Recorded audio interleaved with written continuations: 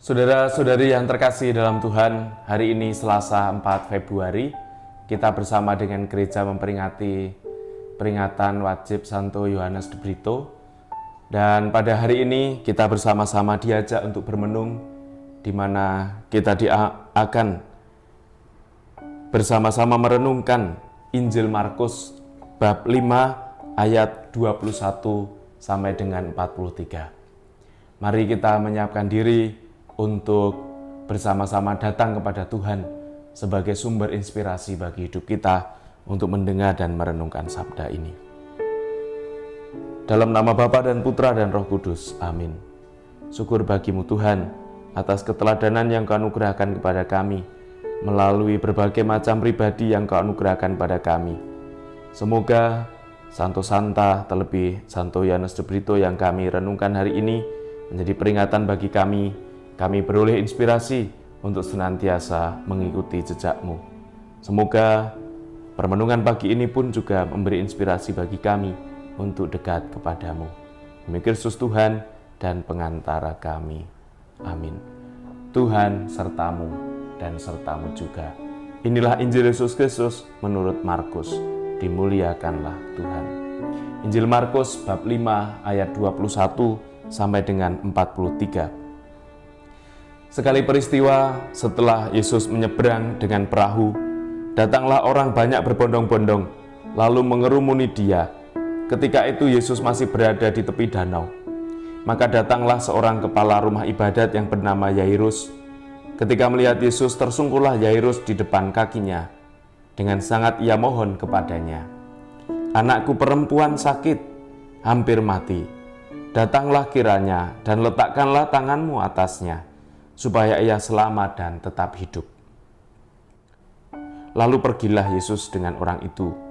Banyak orang berbondong-bondong mengikuti Dia dan berdesak-desakan di dekatnya.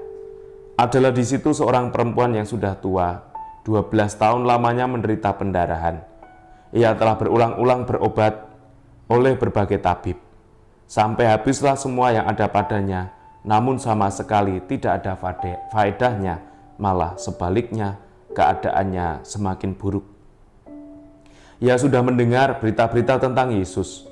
Maka di tengah-tengah orang banyak itu ia mendekati Yesus dari belakang dan menjamah jubahnya.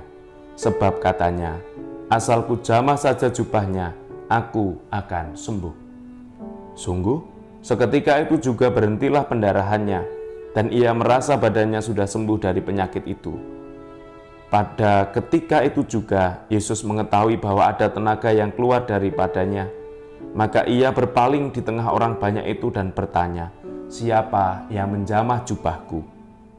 Murid-muridnya menjawab, "Engkau melihat sendiri bagaimana orang-orang ini berdesak-desakan dekatmu. Bagaimana mungkin engkau bertanya, 'Siapa yang menjamah aku?'" Lalu Yesus memandang sekelilingnya untuk melihat siapa yang telah melakukan itu. Maka perempuan itu menjadi takut dan gemetar sejak ia mengetahui apa yang telah terjadi padanya. Maka ia tampil dan tersungkur di hadapan Yesus. Dengan tulus ia memberitahukan segala sesuatu kepada Yesus. Maka kata Yesus kepada perempuan itu, "Hai anakku, imanmu telah menyelamatkan engkau. Pergilah dengan selamat dan sembuhlah dari penyakitmu." Ketika Yesus masih berbicara, datanglah orang dari keluarga kepala rumah ibadat itu dan berkata, "Anakmu sudah mati. Apa perlunya lagi engkau menyusahkan guru?" Tetapi Yesus tidak menghiraukan perkataan mereka dan berkata kepada kepala rumah ibadat itu, "Jangan takut, percaya saja."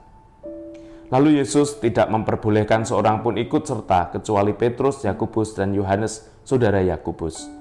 Lalu tibalah mereka di rumah kepala rumah ibadat, dan di sana Yesus melihat orang-orang ribut menangis dan meratap dengan suara nyaring. Sesudah masuk, Yesus berkata kepada orang-orang itu, "Mengapa kamu ribut dan menangis? Anak ini tidak mati, tetapi tidur." Tetapi mereka menertawakan Dia. Maka Yesus menyuruh semua orang itu keluar, lalu ia membawa ayah dan anak ibu itu. dan mereka yang bersama-sama dengan Yesus masuk ke dalam kamar anak itu. Lalu dipegangnya anak itu, katanya, "Talita kum," yang artinya, "Hai anak, aku berkata kepadamu, bangunlah." Seketika itu juga anak itu bangkit berdiri dan berjalan, sebab umurnya sudah 12 tahun. Semua orang yang hadir sangat takjub dan sangat heran dengan apa yang mereka lihat. Dengan sangat Yesus berpesan kepada mereka supaya jangan seorang pun mengetahui hal itu. Lalu ia menyuruh mereka memberi anak itu makan. Demikianlah Injil Tuhan. Terpujilah Kristus. Talita kum, hai anak, aku berkata kepadamu, bangunlah. Saudara-saudariku yang terkasih, penyembuh dan pemberi hidup yang sejati adalah Allah sendiri. Betapapun hebatnya obat dan berapapun biaya sudah habis, bila Allah belum berkenan, maka segala sesuatu akan menjadi sia-sia. Peristiwa dan pengalaman perempuan yang sakit pendarahan menjadi bukti dan tanda bahwa imannya menyelamatkannya. Oleh karena itu, kita pun juga diundang hari ini untuk terus-menerus mengupayakan supaya iman kita tumbuh dengan baik dan sehat. Iman yang bertumbuh dengan baik dan sehat itulah iman yang diharapkan oleh Tuhan. Sehingga Allah yang menjadi penyembuh yang utama untuk hidup kita menjadi sumber dan kekuatan bagi kita untuk bernaung, untuk percaya, dan untuk yakin bahwa segala hal yang kita haturkan kepadanya, kita pun beroleh keselamatannya. Semoga permenungan pagi ini, hari ini, memberi kekuatan bagi kita untuk beriman dan percaya kepadanya. Marilah kita mohon rahmat dan berkat darinya. Tuhan sertamu dan sertamu juga.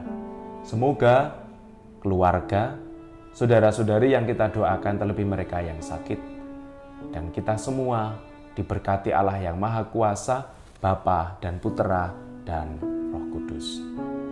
Selamat beraktivitas dan berkah dalam.